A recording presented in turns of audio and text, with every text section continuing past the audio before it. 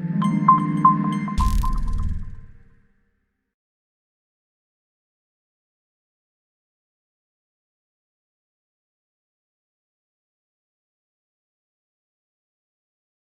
suis issue d'une famille de 7 enfants, 5 filles et 2 garçons. Un père qui n'a pas eu la chance d'aller à l'école, une mère qui a fait uniquement le primaire. Et je pense que ce qui m'a beaucoup aidé dans mon éducation, c'est que les 2 parents ont transféré sur moi leur manque d'instruction. Et donc pour eux, il était hors de question que leurs enfants ne fassent pas d'études et qu'ils n'aillent pas loin. Et la chance que j'ai eue, c'est que j'ai pas eu des parents qui ont fait des différences entre le garçon et la fille. C'était tout le monde à la même enseigne. Tout le monde devait avoir des bonnes notes, tout le monde devait travailler. Il n'y avait que le travail qui comptait à la maison. On pouvait faire toutes les bêtises qu'on voulait, mais si on avait une bonne note, c'était super, on était les rois dans la maison. Donc c'était vraiment la valeur du travail, était une valeur clé, et j'ai grandi avec ça, c'est dans mon ADN. Parce que j'étais une fille très obtuse, très timide, et mes parents pensaient que j'avais un grain dans la tête, que j'étais pas normale, parce que quand je refusais de faire quelque chose, je ne le faisais pas. Et ils m'ont emmené voir le médecin, ils lui ont dit il y a peut-être quelque chose à voir, et elle n'est pas normale. Et il leur a dit c'est juste une fille qui est têtue, elle est têtue, et comme elle est timide, elle n'ose pas le dire, mais donc il ne faut surtout pas la mettre dans une école publique. Je vais vous faire une ordonnance, emmenez-la dans l'école Claude Bernard, qui était en face du magasin de mon père, qui est commerçant. Et voilà, c'est comme ça que je me suis retrouvée toute seule dans cette école sur prescription médicale, et j'ai eu la chance voilà. En fait, c'est comme ça que je me suis retrouvée à vivre dans 2 mondes complètement différents. Un monde à la maison très traditionnel, une éducation très très dure, très autoritaire. Et à côté, j'étais quand même dans une école française, lycée Lyautey, etc. Mais c'était interdit de parler français à la maison, d'écouter de la musique française. Donc mes parents ont mis une limite en disant ça c'est prescription médicale, on accepte, mais à la maison, tu te comportes comme... Et donc voilà, et je trouve que ça a été ma chance d'avoir eu cette double culture qui m'a ouvert les yeux sur beaucoup de choses. Il y a aussi une chose qui m'a beaucoup drivé pendant toute mon enfance, c'est que j'ai eu une mère qui m'a toujours dit il est hors de question que tu te réveilles le matin et que tu demandes l'argent à ton mari ou à ton père.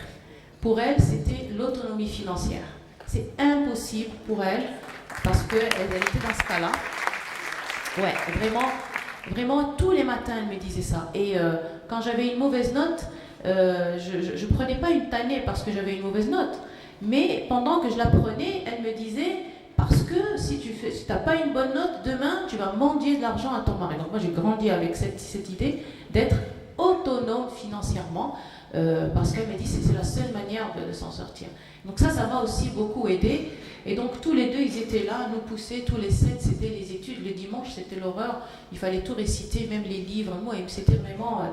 voilà. Donc les étudiants qui sont là, vous êtes les miraculés du système d'éducation, puisque vous ne représentez que 15% de toute la masse des Marocains qui se sont inscrits en CP et dans tout le cursus. Vous imaginez toutes les déperditions qu'il y a eu, tous ceux qui sont sortis en le primaire, le collège, le lycée. Et donc la responsabilité que nous avons, c'est qu'est-ce qu'on fait avec ces jeunes. Il faut qu'on leur tende la main. Ils n'ont peut-être pas eu la chance d'arriver jusque-là, mais qu'est-ce qu'on va faire de c'est eux le Maroc de demain. Donc on a cette responsabilité, on a ce devoir qui est de dire je suis là où je suis, mais ça doit profiter. Bien sûr, ça profite à mes enfants. J'ai deux garçons, et j'essaye aussi de leur inculquer cette envie de donner, mais aussi ça doit profiter à notre pays. Bon, Raja, je suis mariée, j'ai deux enfants. J'ai grandi avec 2 frères, avec des parents adorables. Bon, maintenant, il faut dire les choses. J'ai jamais parlé comme ça. Les chirurgiens sont très timides. On est dans notre bloc. En général, Hafra. Il n'y a pas de lumière, il n'y a rien. Il n'y a pas de fenêtre, on ne voit pas le jour. Donc, je dois beaucoup ce que je suis devenue à mes parents, à mon mari. Il y avait un homme derrière une femme. Et à mon travail. Alors, Mon histoire est un petit peu atypique, vous allez un peu sourire. J'ai décidé de faire chirurgie à l'âge de 4 ans. Décision irrévocable. J'ai pas fait de primaire. Je suis passée directement au collège à l'âge de 7 ans. C'est ce qui m'a valu un peu d'écourter et de gagner quelques petites années.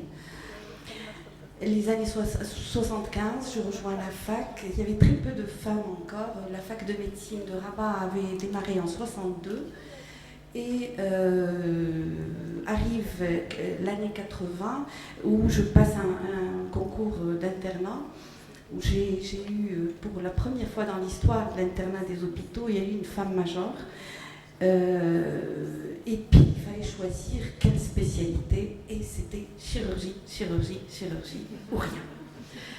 Et bon, vous imaginez mon père, le premier, qui me dit c'est peut-être pas, c'est pas convenable pour toi, peut-être, tu n'as pas assez de muscles, tu n'as pas assez de... Bref. Et puis a commencé un long chemin dur, stressant, avec beaucoup d'histoires dans les blocs où la seconde près, vous devez décider le geste à faire, et si vous vous trompez, c'est une vie humaine. Alors on doit être muni de beaucoup de force de caractère, beaucoup d'autorité, mais aussi beaucoup d'humilité, parce qu'on a la vie et la mort entre les mains, et c'est pas dit qu'il n'y a pas de complications, qu'il n'y a pas d'échecs. On connaît des échecs, mais on se relève fort par ces échecs. Il faut fédérer des équipes. Je suis enseignante et j'avais des amphis de 1000 étudiants. Il fallait gérer cela. Il fallait gérer le bloc opératoire où vous avez au moins une quinzaine de personnes autour de vous, et il fallait gérer que chacun fasse son geste au moment qu'il faut et tout ça, et tout ça dans une empathie, sans bousculer et sans se confronter. Et c'était imposer, ce que je disais si Amine, c'était imposer un style féminin. Parce que, bon, c'est un métier d'homme et il a une caractéristique d'homme. Et j'ai toujours été vue, au départ, pas maintenant, mais comme une intruse, frappée par le stress des femmes qui avaient un gros problème pour se faire opérer par un homme. Et c'est ça qui a été le tournant dans ma vie. Quand j'ai perçu cette angoisse chez ces femmes, bien, je me suis tout investie pour ces femmes. Et j'ai voué à partir de là toute ma vie chirurgicale, mon expertise pour la chirurgie du sein, pour être dans l'excellence de cette chirurgie pour la femme.